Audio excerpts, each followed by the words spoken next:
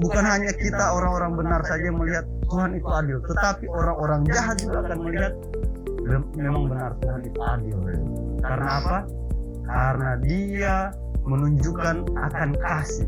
Kasih itu bukan hanya sekedar mencintai, tetapi menghukum. Ada penghakiman, ada penghukuman kepada orang-orang yang bersalah. Justru karena kita adalah bangsa imamat yang rajani, kita adalah warga negara surga, so act like one. Kita harus tunjukkan bahwa apa? Inilah kasih Yesus yang overflowing in our lives. Saya mau bagikan kepada kita semua. Saya mau berjalan dalam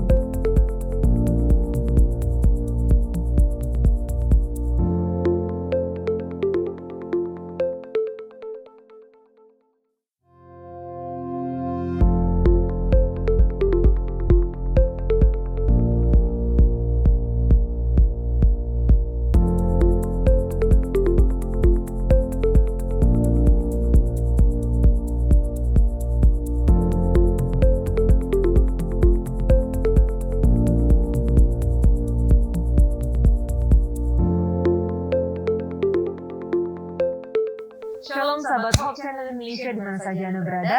Senang sekali bisa bertemu kembali dengan para pemirsa untuk berdiskusi pelajaran sekolah sahabat yang sepanjang triwulan pertama tahun 2022 membahas mengenai pekabaran kitab Ibrani pada hari-hari terakhir ini, dan kita sudah masuk di pelajaran ke-12 dengan judul Menerima Kerajaan yang Tidak Tergoncangkan.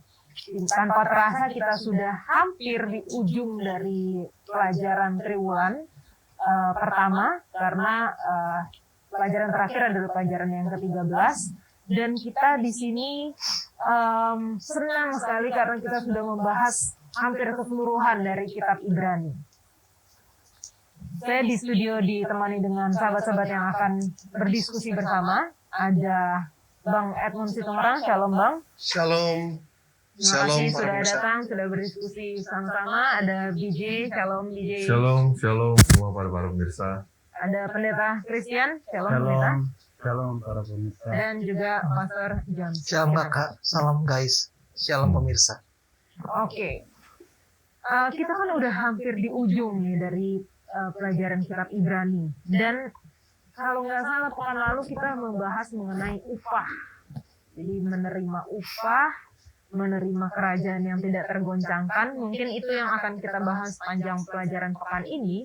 Tapi saya ingin bertanya dulu nih kepada masing-masing. Kira-kira kalau dipikir-pikir apa sih pencapaian terbesar kalian sepanjang hidup ini sampai saat ini? Kira-kira apa sih? Pendeta John mungkin bisa mulai. Kalau saya secara pribadi ya menikah dan punya anak sih. Karena apa Pendeta? Karena sulit. Kan mereka susah cari jodoh ya. Begitu dapat ya bahagia. Begitu punya anak juga ya gede-gede kan karena pertama kali kan, belum pernah punya anak sebelumnya, jadi ya agak-agak nervous gitu. Itu sih secara pribadi. Gitu. Thank you Mazhar. Kalau saya, terima kasih Ola. Kalau saya memang mudah sekali untuk menjawab pertanyaan ini jika kita mau mengarahkan pada hal duniawi. Tapi kalau saya pribadi, saya merasa pencapaian yang terbesar adalah bahwa bagaimana pada saat ini, detik ini, saya masih bisa diberi kesempatan untuk berjalan bersama Yesus, berjalan dalam iman. Karena banyak sekali, apalagi di masa pandemi ini, orang kehilangan iman. Dan tantangan pasti ada, selalu ada, dan bahkan kita sempat diskusi tadi sebelum bahwa banyak tantangan-tantangan iman kita yang sangat langka di dunia ini. Jadi pasti menurut saya pada detik ini saya bisa masih berada dalam iman, itu menurut saya sebuah pencapaian yang saya bisa bagikan kepada kita semua. Amin. Thank you. Wah, kalau saya ini banyak sekali ya, karena saya Banyak kecil. pencapaian berarti ya? Bukan. Banyak tantangannya. Karena dari kecil itu bandel banget. Kalau dapat nilai biru ya di zaman dulu itu nggak merah, artinya di atas 5, itu kayak langsung ada pesta gitu loh. Sangkin pencapaian tuh kayaknya sulit banget. Tapi puji Tuhan, oleh karena kemurahan Tuhan, saya pikir pencapaian saya terbesar adalah pada saat saya masuk SMP ya.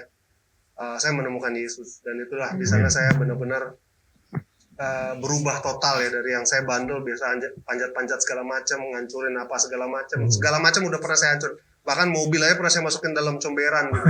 Sejahat itu dan sebandel itu. Jadi pencapaian saya pada saat perubahan bertemu dengan Yesus. Amin. Nah, Walaupun sekarang masih terus berubah ya. thank you Bang. Minta Christian? Ya kalau saya pencapaian bisa terus bersama dengan istri dan anak untuk menafkahi, kemudian bisa bersama-sama dalam pelayanan. Amin. Oke. Puji Tuhan. Oke, thank you teman-teman yang udah berbagi pencapaian. Nah, kita saat ini akan diskusiin nih, kira-kira dari iman, saksi-saksi iman, pahlawan-pahlawan iman, kok ada hubungannya dengan menerima kerajaan yang tergoncangkan? Ini apa sih hubungannya antara pelajaran yang pekan lalu dengan yang pekan ini? Yang mana-mana kita kembali lagi ke yang satu ini.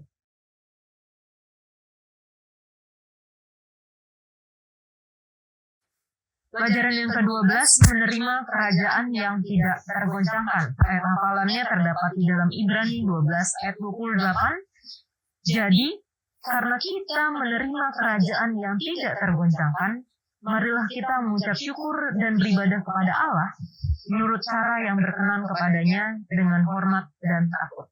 Iya boleh, pimpin kita dalam doa. Mari kita tunduk kepala kita berdoa. Bapa kami di dalam surga, puji dan syukur kami sembahkan kepadamu untuk kesempatan kami boleh berkumpul di tempat ini dan untuk mempelajari firman Tuhan. Curahkanlah Roh Kudus-Mu pada kami semua agar apapun yang kami pelajari tidak berlalu begitu saja, tetapi boleh kami aplikasikan dalam kehidupan kerohanian kami. Kami boleh tertuju kepada kerajaan yang tidak tergoncangkan ketika kami sudah melewati perjalanan iman kami di dunia ini. Terima kasih Tuhan, bantulah kami untuk tetap setia. Dalam nama Yesus kami berdoa. Amin. Oke, jadi kalau kita melihat kehidupan manusia ya, dari lahir, dia bertumbuh, mulai masuk sekolah, selesai sekolah, naik ke jenjang yang lebih tinggi, kuliah, bekerja, pasti ada titik-titik di mana dia mencapai sesuatu. Pencapaian ini, lalu dia mencapai ini, pencapaian yang lain lagi. Seperti tadi yang sudah dibahas oleh teman-teman semua, teman-teman sudah sharing. Ada pencapaian-pencapaian yang saya pikir ini yang tertinggi, yang the latest gitu. Walaupun kalau BJ bilang tadi sebelumnya the best is yet to come gitu ya, masih ada yang lebih baik lagi di depannya. Dan ketika kita dalam pekerjaan, kita bekerja, kita ngerasa bahwa apa yang kita kerjakan akan ada hasilnya. Kita akan mencapai sesuatu. Dan gantinya akan ada, kita menerima sesuatu, upah ya. Nah, ketika kita mempelajari kitab Ibrani, khususnya pelajaran pekan lalu mengenai iman, di mana saksi-saksi iman ini dikatakan mereka sampai umur hidupnya tidak menerima, tidak melihat apa yang terjadi, apa yang dijanjikan itu gitu. Tapi mereka percaya bahwa ada upah. Ya mungkin ini ya pelajaran kita sepanjang pekan ini, upah itu kerajaan yang tidak tergoncangkan. Tapi dari sisi teman-teman, kira-kira pelajaran sepanjang pekan ini tentang apa sih, Pendeta? Mungkin bisa. Jadi pelajaran pekan ini mengenai bagaimana yang sudah dikatakan tadi tentang upah, tetapi bagaimana kehidupan kita dalam melihat dengan mata iman ya, bukan yang kita lihat di depan mata. Dengan mata iman kita akan terus berfokus pada iman tersebut, pencapaian iman tersebut. Tadi sudah dikatakan tentang pencapaian tertinggi. Di sini pelajaran ini ingin mengungkapkan bahwa kalau kita setia, inilah pencapaian iman yang akan kamu dapat, yaitu disempurnakan. Disempurnakan dalam bentuk apa? Kita akan menerima upah. Upah itu apa? Yaitu hidup yang kekal. Dan itu yang kita harus terus pegang dan berharap. Gitu ya. Ya, ini dalam Ibrani pasal yang ke-12, ayat yang ke-11. Dikatakan memang tiap-tiap ganjaran pada waktu ia diberikan tidak mendatangkan sukacita tapi duka cita. Tetapi kemudian ia menghasilkan buah kebenaran yang memberikan damai kepada mereka yang dilatih olehnya. Ya, saya pikir pelajaran kita sahabat ini adalah berbicara mengenai bagaimana akan ada waktu di mana kita akan diguncang dalam kehidupan. Dan pada saat diguncang itu, maka ya ini berbicara mengenai penampian ini. Kalau yang ditampi itu kan yang diguncang, yang ringan itu akan terbang. Sedangkan yang berisi itu pasti akan tinggal di dalam tampi tersebut. Nah, di sini pun Tuhan menampi kita, menguatkan kita, mengisi kita sehingga kita bisa berada tetap di dalam Dia. Ya, kalau mau menambahkan juga ya, jadi kerajaan yang tidak tergoncangkan. Kadang-kadang kita lelah nggak sih hidup di dunia ini ya, capek gitu dengan melewati kesusahan-kesusahan di dunia ini ya. Tapi apa yang what keeps us going gitu? Kenapa kita seperti kalau saya umpamakan dalam olahraga, kita berlari maraton gitu ya, kan panjang maraton 42 km. Tetapi apa yang membuat kita mau terus berlari? Karena kita tahu pada ujungnya kita nggak akan lari lagi. Ada akhirnya dari semua yang kita lakukan itu, dan berbeda dari kerajaan di awal ketika Lucifer itu mencoba mengacaukan gitu ya. Tapi kerajaan yang baru nanti tidak akan ada lagi goncangan. Tidak akan ada apa? Tidak akan terguncangkan. Jadi ini adalah akhirnya.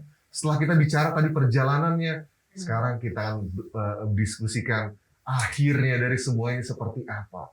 Apa yang kita lakukan di masa 1000 tahun. Kita menjadi hakim bersama-sama dengan Tuhan Yesus. Kita akan memvisualisasi. Saya pernah mendengar seorang pendeta berkhotbah bilang seperti ini. Kalau kita mau masuk surga, kita juga harus memikirkan apa yang akan kita lakukan di surga nanti. Nah, inilah kita sedang mau mendiskusikan apa sih nanti yang kita lakukan di surga. Itu mungkin kira-kira dari saya. Oke. Kalau Pastor John, Kalau dari saya pribadi, kalau kita lihat struktur narasi baik itu buku maupun film dan juga novel, biasanya di tengah-tengah di selain ada kayak bagian tebal tengah-tengahnya itu ada yang disebut sebagai prelude sama postlude. Yeah. Introduction sama conclusion. Jadi ketika kita masuk di dalam pelajaran ke-12 13 dan juga Ibrani 12 ayat 18 dan juga Ibrani 13 itu, ini adalah suatu postlude. Dia adalah kesimpulan, tapi bukan sekedar kesimpulan, ada juga poin yang dikembangkan oleh sang penulis. Contohnya, nanti kita bisa bahas lagi lebih spesifik dalam segmen selanjutnya. Tetapi kita baca 18 sampai 24 itu satu perikope. Oke, dan dalam perikope itu ada perbandingan antara gunung yang dapat disentuh dan api yang menyala-nyala, gunung yang begitu menyeramkan, dan juga kota Sion. Oke, dia perbandingan itu jelas. Kontras antara gunung yang menyala-nyala dan kota Sion itu jelas sekali. Dan apa yang membuat kota Sion itu berbeda? Well, karena kota Sion adalah kota yang inklusif, kota di mana Tuhan tinggal di tengah-tengahnya. Tapi ada satu kata yang luar biasa indahnya di situ. Oke, kepada Allah yang menghakimi semua orang, dan kepada roh orang-orang benar yang telah menjadi sempurna. Yang membuat kota itu sempurna, yang membuat kota itu nyaman bagi semua orang, bukan saja karena Yesus telah mati, bukan. Tapi karena proses penghakiman itu telah berlangsung. Dan inilah yang akan kita bahas sepanjang 1 minggu ke depan. Apa artinya kerajaan yang tidak tergoncangkan? Tadi sudah dibahas tentang tampi itu ya. Tapi apakah benar-benar perlu proses penampian? Dan bagaimana proses penampian itu relevan dengan iman kita sekarang? Kalau memang Yesus sudah mati untuk kita, kenapa masih perlu ditampil lagi? Kenapa nggak semuanya aja langsung masuk dalam kerajaan surga itu? Dan inilah teologi yang disebut sebagai inklusivisme, di mana teologi ini berkata kalau pada akhirnya everyone shall be reconciled to God. Semuanya itu pasti direkonsiliasikan kepada Tuhan dan nggak ada lagi penghakiman. Kalau begitu, kenapa perlu penghakiman? Dan bagaimana penghakiman itu akan terhubung dengan kota yang tak tergoncangkan? Oke, ini kayaknya bakal seru nih. Tahan dulu pendeta. Udah tahan. Kembali lagi. Oke.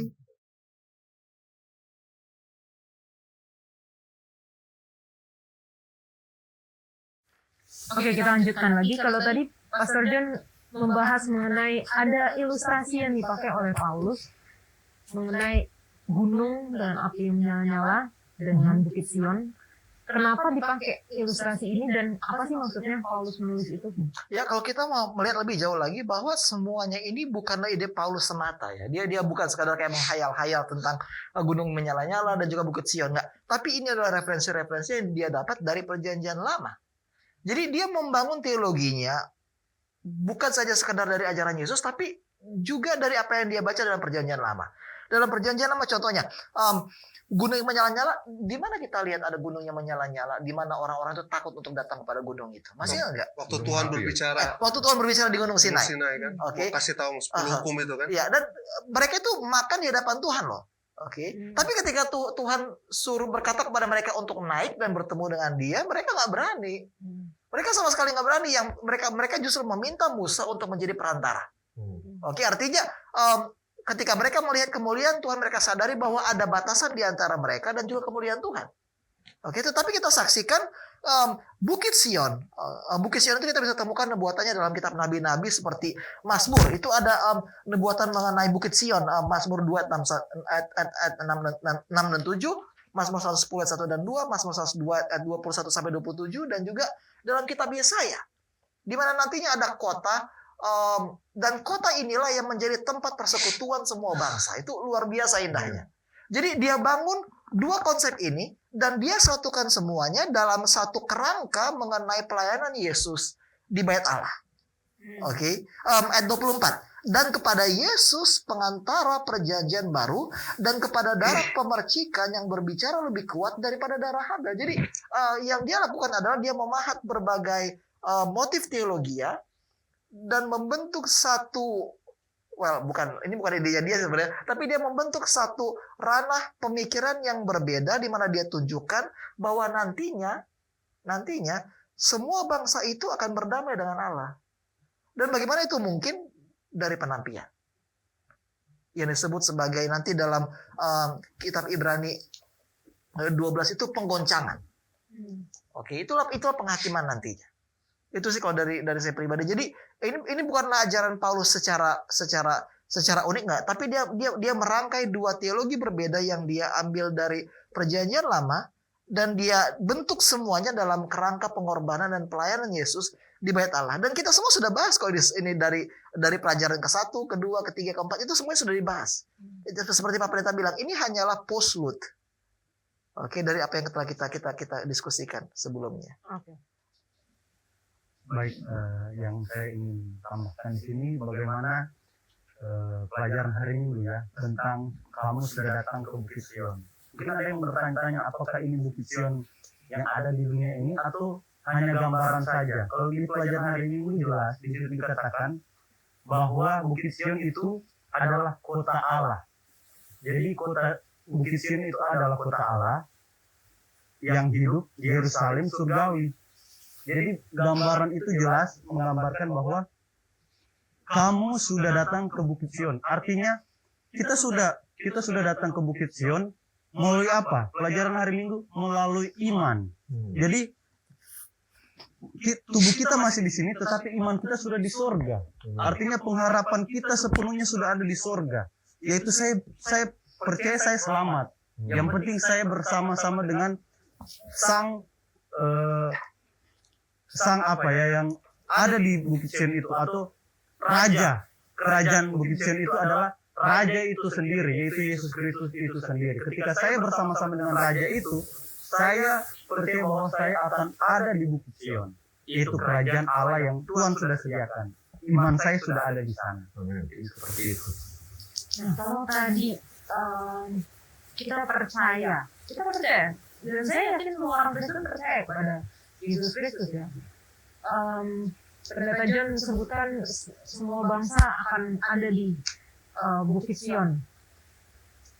Bagaimana kita menyambungkan dengan seperti pernyataan pendeta tadi yang katakan once saved, always saved gitu. Apakah seseorang yang percaya dia sudah diselamatkan akan selamanya selamat?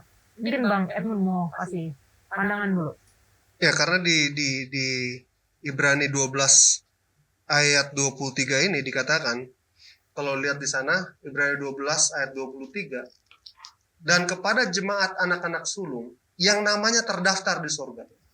Dan kepada Allah yang menghakimi semua orang, dan kepada roh-roh yang benar yang telah menjadi sempurna. Ya, kita menyadari ya, di dalam hidup ini ada yang benar, ada yang salah. Ya kan? Kenapa harus ada benar dan salah? Kenapa nggak semua benar aja? Kenapa harus ada perbandingan sih antara benar, salah, baik, jahat? Ya kan? Nah, kenapa harus ada demikian?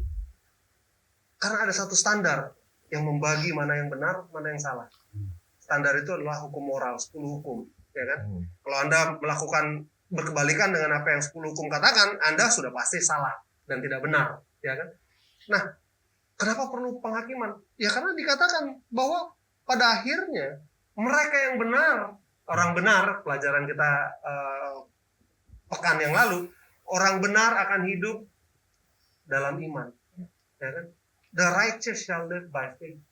Bagaimana kita bisa hidup dalam iman kalau kita nggak benar? Tadi harus benar dulu kita.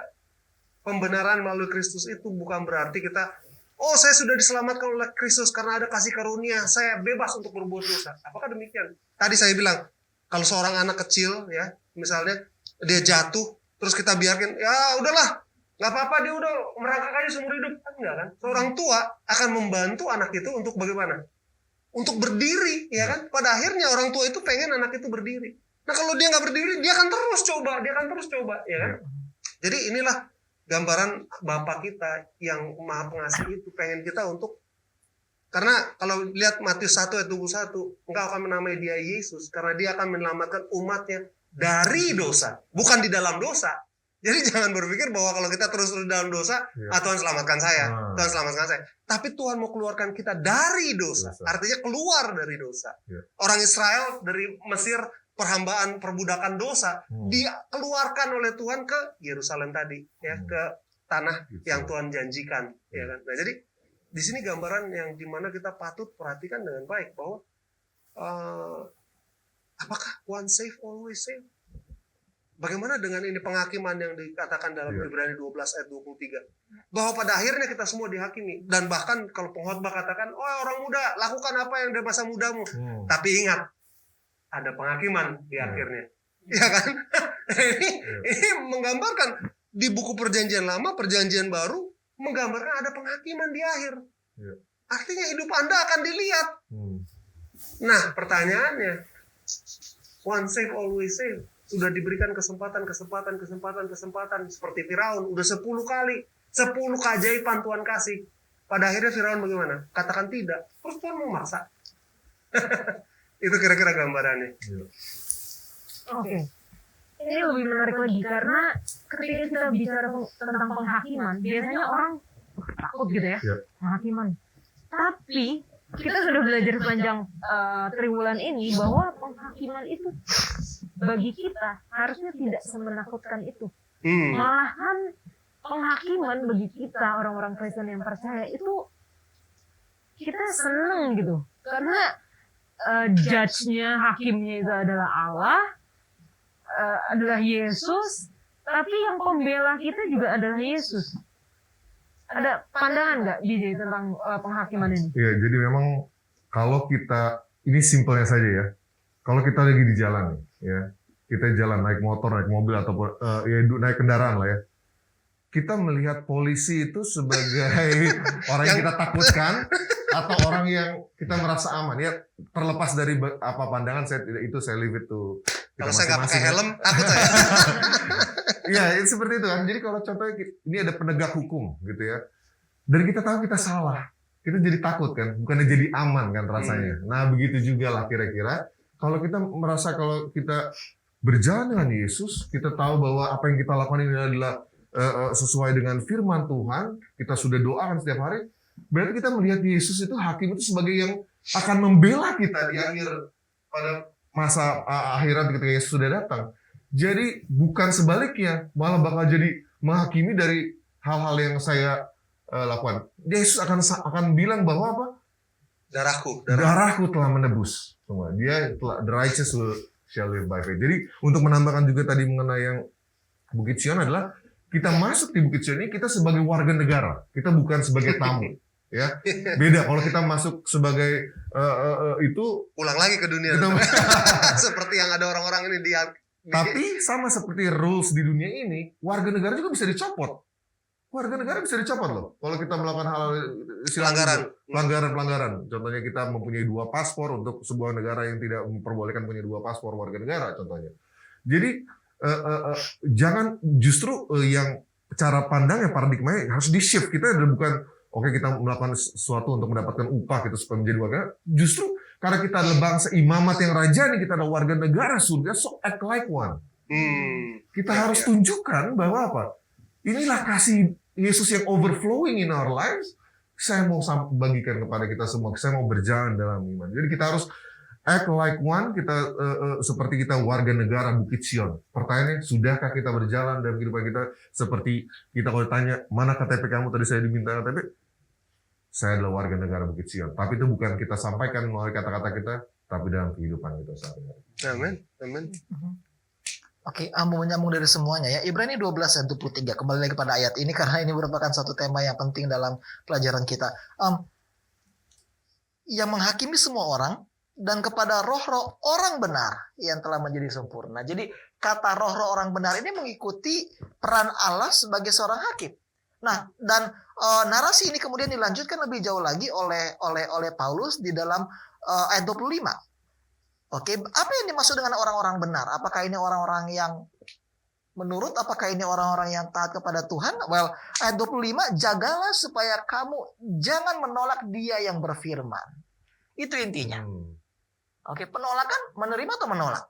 Sebab jikalau mereka yang menolak Dia yang menyampaikan firman Allah di bumi tidak luput, apalagi kita, jika kita berpaling dari Dia yang berbicara dari sorga. Oke, jadi beban kita itu sebenarnya 2 kali lipat. Karena jika mereka saja mendengar Tuhan secara langsung, mereka saja nggak luput. Apalagi kita yang telah menerima semuanya itu dari surga. Yang telah hidup di zaman-zaman di mana air dan najis itu nggak ada. Kita mempunyai satu akuntabilitas yang luar biasa besarnya. Bagaimana caranya? Ya kita jangan menolak.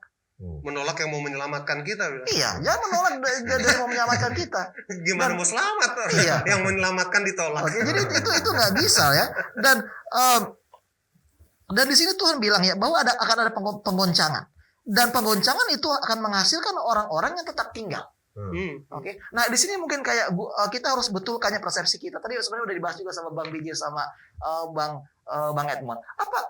Apa tujuan utama dari proses hukum di dunia?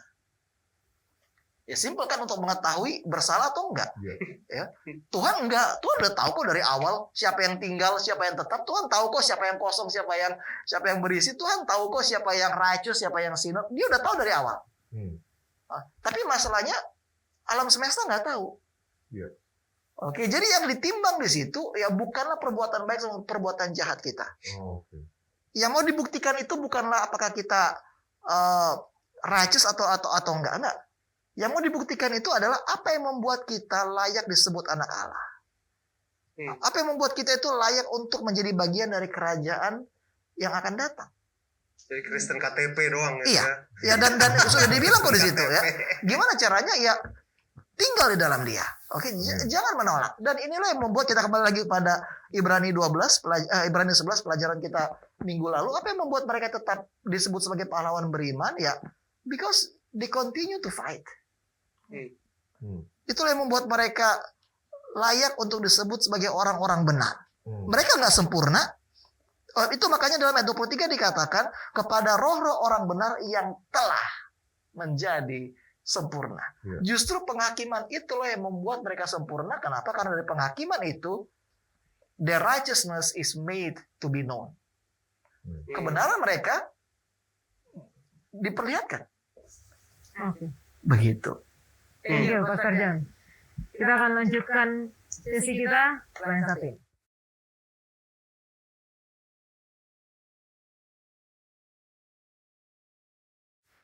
Kita lanjutkan diskusi kita. Ini ada term yang lain lagi nih, menggoncangkan langit dan bumi. Term of the week nih. Apa sih itu? Iya, jadi memang tadi melanjutkan diskusi yang di awal bahwa mengenai Tuhan sebagai hakim. Nah, karena akan ada goncangan di langit dan bumi. Nah, kita nggak perlu takut kalau kita adalah warga negara surga, warga negara Bukit Sion. Karena goncangan yang dimaksudkan di sini adalah lebih kepada pembersihan dari orang-orang jahat. Nah, ini penting karena kita harus pelajari begini. Hal praktisnya ya adalah seringkali kita tuh maunya goncangan itu jadi secepatnya. Sekarang aja kalau boleh. Padahal kita nggak tahu kalau sekarang mungkin jangan-jangan kita adalah bagian yang tergoncang. Keluar. Exactly. Jadi kadang-kadang orang mau, Tuhan kapan kau datang segera, Yesus datang segera. Kok dari zaman opung nenek saya nggak pernah datang-datang Tuhan ini. Padahal sebenarnya nanti akan ada saatnya. Jadi jangan kita langsung terburu-buru ataupun kita sebagai atau bahkan kita melihat kalau ada orang-orang yang tertindas zaman sekarang ya, ada orang yang karena kejahatan untuk merajalela di mana-mana. Jangan kita langsung buru-buru karena nanti akan ada saatnya pembocaan itu orang-orang yang jahat itu akan dibersihkan semuanya. Kekuatan duniawi yang mau mencoba menjatuhkan orang-orang benar itu semuanya akan dihabiskan oleh goncangan langit dan bumi. Beberapa minggu lalu kita ada gempa bumi ya, kita rasa ada hari Jumat itu kalau nggak salah. Gempa bumi ini saya suka kalau mengingat kejadian itu adalah di situ terlihat karakter orang masing-masing. Ya ada yang lihat pacaran ketika gempa bumi dia langsung tinggalin pacarnya yang mau menyelamatkan dirinya sendiri. Begitu juga. Nah begitu juga nanti ketika digoncangan itu hanya ilustrasi sedikit. Kita tidak perlu takut karena janji Tuhan pasti bahwa ini akan membersihkan orang-orang yang jahat, kekuatan duniawi, kuasa kegelapan itu. Ya, berbicara mengenai goncangan, berapa dari kita yang hidupnya merasa bahwa kita berada di dalam, wah saya pasti masuk surga dengan yakin gitu. Padahal kita berbicara barang siapa berpikir dia berdiri, waspada, ya kan? Jadi ini salah satu gambaran karena di surga itu ada 3 keheranan. Itu patut juga kita perhatikan. Gitu loh. 3 keheranan itu adalah kenapa sih BJ nggak ada di surga, ya kan? Oh yo sekolah sahabat apa segala macam. Kenapa tuh si Edmund kok bisa ada di sini, gitu loh? Itu kan keheranan gitu loh, bisa ada di surga dan sebagainya. Dan yang ketiga itu adalah kenapa saya ada di sini? Ya kan? Itu juga patut kita pertimbangkan. Gitu. Kenapa bisa demikian? Karena di dalam kehidupan kita ya goncangan-goncangan kecil itulah yang menyanggupkan kita untuk bersiap tadi disampaikan untuk goncangan yang lebih besar nanti di akhir zaman. Karena goncangan yang akan datang ini masa kepicikan Yakub, Alkitab mencatatnya gitu. Masa kepicikan Yakub. Apa itu? Gimana Yakub bergumul? Bagaimana dia harus menjadi pemenang, ya kan? Menjadi Israel. Israel artinya menang, ya kan? Pemenang. Nah, apa yang harus dilakukan oleh Yakub? Yakub bertarung dengan malaikat, ya itu adalah Yesus sendiri, ya bergumul ya. Dan bagaimana dia menang? Bukan karena dia lebih kuat, bukan karena dia lebih hebat, tapi karena dia memeluk, merangkul dan dia tidak mau melepaskan Yesus sendiri. Ya kan? Jadi di situ saya pikir, adakah kita dalam pergumulan kita terus-menerus berpaut kepada Yesus atau dalam pergumulan kita langsung jatuh dan rasa aduh saya udah nggak cocok, saya udah berdoa, saya sudah melakukan ini tapi Tuhan nggak menjawab doa saya, atau kita berpaut kepada Yesus terus dalam pergumulan apapun Tuhan akan sanggupkan saya. Bukan fokus pada guncangannya ya, karena banyak loh ya umat-umat percaya yang bilang saya dengar nih, aduh kalau boleh Tuhan saya jangan hidup sampai masa guncangan tersebut sebelum bahkan kau datang, karena mereka takut akan apa? Mungkin siksaan ataupun ada hal-hal lain yang tulah yang diberikan kepada mereka. Ya karena itu dalam buku yang sama ya, Ibrani 12 itu. Pergumulan kita yang sekarang ini menghasilkan nanti reward yang lebih besar. Glory, ya kan? Karena pergumulan inilah yang mengakibatkan kita menjadi lebih kuat. Oke, Jan, ada yang mau kita masuk ke kerajaan yang tidak tergoncangkan ya, maksudnya Unshakable Kingdom masuk di judul dari pelajaran pekan ini tentang apa itu? Kalau nggak mau nyanyi Unshakable Kingdom? Jangan nanti banyak yang tidak mau masuk. Kalau kita berbicara mengenai Unshakable Kingdom, kita harus ingat ya bahwa masa-masa penuh goncangan itu kan goncangan bersifat dua. Yang pertama tadi kan dibilang sama Bang BJ dan juga Bang Edmund itu bersifat redemptif. Kita di situ lawan teman Tuhan itu mulai tertampi, kalau tadi kata ada nggak sih istilah tertampi ya, terpilih lah, oke, mana yang benar-benar berisi, di filter lah, mana yang benar-benar berisi, mana yang tidak tidak setia itu benar-benar dipilih. Tapi yang kedua juga penggoncangan ini merupakan penghukuman kepada Tuhan bagi dunia yang selalu menekan umat-umatnya, dunia yang memaksa umat-umat Tuhan untuk meninggalkan Tuhannya, itu bagian dari goncangan. Jadi ketika kita berbicara mengenai kerajaannya tidak tergoncangkan, sekolah sahabat kita mengatakan bahwa ada dua yang perlu ditekankan, yaitu adalah keabadian dan stabilitas. Oke. Jadi ketika kita berbicara mengenai goncangan dan waktu penghakiman awal, itulah penghakiman terakhir kepada kita yang akan diadakan. After that, no more. Setelah itu mungkin sejauh ini kita nggak tahu apakah ke depan lagi nanti akan ada penghakiman lainnya. Tapi yang kita katakan adalah ketika kita masuk dalam kerajaan tidak tergoncangkan, keabadian dan stabilitas akan menyertai kita.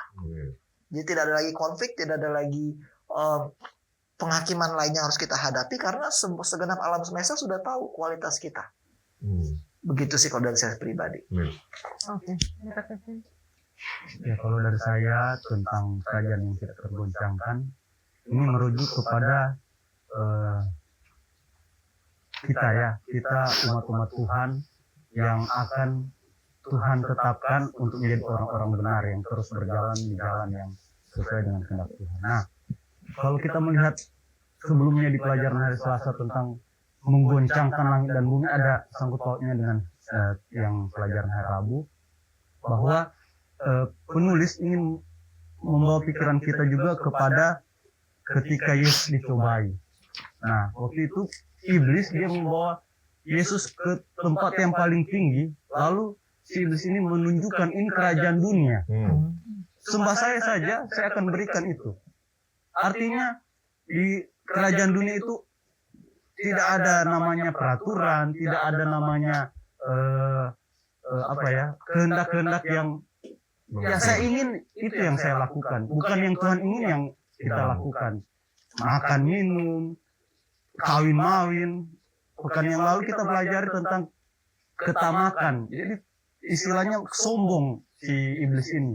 Padahal itu Yesus punya itu, dia yang ciptakan. Tapi ingin menunjukkan bahwa akan diguncangkan langit dan bumi, artinya di bumi itu ada apa sih? Ada dosa. Harus dibersihkan dulu, baru nantinya akan tinggali kembali, akan ditempati ulang kepada orang-orang yang tidak dapat diguncang. Kerajaan yang tidak dapat diguncang itu menggambarkan kita yang Tuhan ingin supaya hidup di bumi yang baru, dunia yang baru, agar supaya kita dapat merasakan tentang Tuhan itu adil. Ketika digoncang, bumi digoncang, ini artinya mereka yang tadinya menganiaya, mereka yang tadinya mengejek, waktu Nuh berkhotbah, tidak, ini orang gila ini. Disitulah akan kelihatan, bukan hanya kita orang-orang benar saja melihat Tuhan itu adil, tetapi orang-orang jahat juga akan melihat memang benar Tuhan itu adil.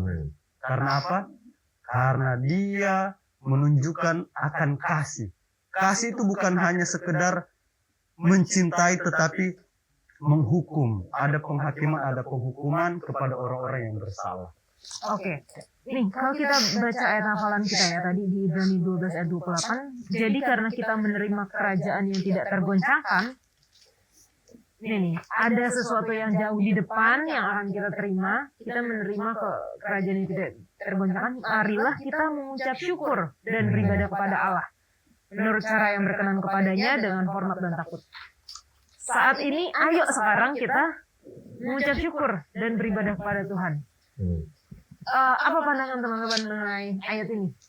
Ayat hafalan kita. Ya, jadi ini seperti begini ya, kita sudah dikasih tahu apa hal-hal yang akan terjadi ke depannya, tapi kita seperti ditarik lagi.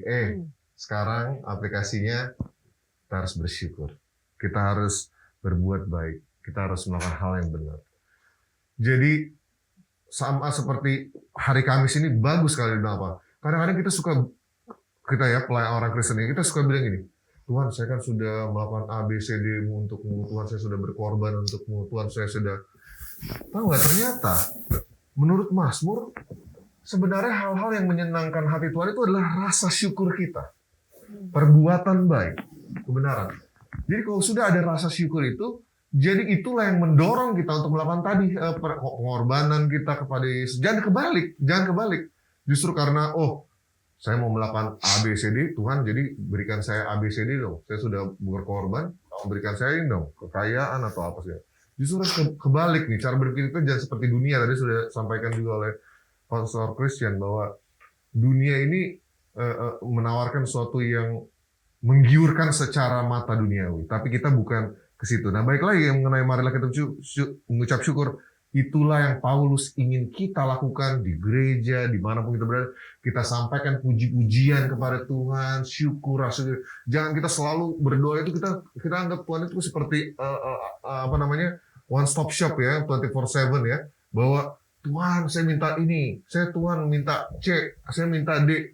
Padahal kita sudah pelajari bahwa nanti akan ada reward juga nanti akan kita dapatkan di Bukit Sion, di kerajaan yang tidak tergoncangkan. Jadi sekarang adalah tugasnya kita pujilah nama Tuhan. Tuhan, Engkau lah yang menyiapkan hal yang indah ini. Syukur, kita berasa syukur kepada Tuhan supaya kita juga hidup penuh dengan iman. Jadi kita bertumbuh, dikuatkan. Hidup tidak hanya seperti iman yang biji sawi yang kecil, tapi dia memang paling kecil dari macam jenisnya. Tapi ketika dia tumbuh, dia menjadi pohon, dia menjadi paling besar dari semuanya. Kita bertumbuh dalam Tuhan. Saat bagaimana kita bertumbuh, kita bersyukur, kita memuji-muji Tuhan, kita hidupkan ke dalam kehidupan kerohanian kita sehari-hari. Ini mengingatkan saya sebetulnya terkait mimpi Nebukadnezar mengenai patung kepala emas, dada perunggu, dada silver perak, perut dari perunggu ya, terus kaki dari perunggu dan besi, kaki dari besi dan tanah liat ya, besi campur dengan tanah liat. Kalau berpikir mengenai itu ya, bagaimana si Nebukadnezar ini mendapat mimpi itu dari kerajaan itu diguncang dari yang emas, artinya yang value-nya lebih tinggi ya, kepada yang lebih rendah, artinya kerajaan yang lebih kecil yang menang atas kerajaan yang lebih besar. Di pikirannya Nebukadnezar, saya akan selama-lamanya. Dia bikin patung emas dari kepala sampai kaki. Dia pikir, nggak akan pernah, gue akan kalah gitu. Nah, tapi Tuhan mau menunjukkan di dalam kemurahan Tuhan tunjukkan bahwa tidak ada kebesaran itu, kebesaran, kehebatan suatu negara ke sebuah bangsa itu menjadikan dia layak untuk bisa selama-lamanya. Tetapi rencana Tuhan akan selalu terjalankan. Artinya, pada akhir daripada cerita ini, kalau lihat di buku Daniel 2 ayat yang 44 di sana kata, tetapi pada zaman raja-raja Allah semesta langit akan mendirikan suatu kerajaan yang tidak akan binasa sampai selama-lamanya, dan kekuasaan tidak akan beralih lagi kepada bangsa lain. Artinya tidak terguncangkan ya. Kerajaan itu akan meremukkan segala kerajaan dan menghabisinya, tetapi kerajaan itu sendiri akan tetap selama-lamanya. Ini janji Tuhan, bahwa Tuhan sesuai dengan apa yang dia berikan kepada Nebukadnezar dan Daniel. Tuhan udah tahu akhir dari segala sesuatunya dari awal. Jadi jangan khawatir kalian, itu maksud Tuhan. Pada akhirnya Tuhan akan mendirikan kerajaannya. Itu makanya kita harus bersyukur sebagai umat Tuhan, karena Tuhan tidak pernah meninggalkan kita tanpa tahu bagaimana nanti ujungnya ini gimana gitu loh. Jadi Tuhan udah kasih tahu sama kita semua perlu. Tuhan, saya tahu Tuhan yang akan berkuasa pada akhirnya. Walaupun sekarang keadaan kita seperti ini. Mengenai ucapan syukur ya, dan juga pelajaran kita. Saya mau baca sedikit dari sini ayat 28. Jadi, karena kita menerima kerajaan yang tidak tergoncangkan, marilah kita mengucap syukur dan beribadah kepada Allah menurut cara yang berkenan kepadanya dengan hormat dan takut. Ayat 29. Sebab Allah kita adalah api yang menghanguskan. Itu kayak aneh banget gak sih untuk ngakhirin. Dia bicara dengan indah nih tentang dua gunung, tentang gunung yang berapi-api dan juga kota Sion. Tapi setelah berbicara dengan semua detailnya dengan begitu indah, inklusif, semuanya itu di welcome di kota itu, tiba-tiba ditutup dengan statement harus ada cara berkenan, kalau enggak Allah adalah api yang menghanguskan. Gratitude is always the truest expression of faith. Bahasa Indonesia. Jadi rasa terima kasih itu merupakan ucapan ekspresi sejati dari iman. Ya, bahkan tapi itu enggak sesuatu yang datang secara natural. Bayi itu perlu dilatih loh untuk bilang terima kasih. Benar enggak? Betul. Ya karena dari secara alami itu kita itu ingratitude semuanya, nggak tahu terima kasih kita memang dari awal. Saya udah lupa waktu saya baik gitu. So kita nggak tahu terima kasih, dan semua itu adalah kebiasaan yang diajarkan dan dilatih. Oke, bagaimana dengan kita? Dan artinya dalam kata lain, fakta bahwa Yesus telah mati untuk kita, dia telah menjadi hakim dan kita telah dilepaskan dari dosa, itu akan membawa perubahan di dalam kehidupan kita. Dan inilah nanti benang merah yang akan menghubungkan kita lagi dengan pelajaran yang akan datang. Amin. Bagaimana persembahan Yesus itu menjadi praktek yang menjadi implikasi praktis dalam pergumulan kita. Begitu sih. Oke, thank you Pak Farjan, thank you BJ, Bang Edmond dan juga pendeta Christian sudah berdiskusi bersama-sama. Ya. Kita akan bertemu dan belajar kembali di pelajaran selanjutnya. Tuhan Yesus memberkati kita.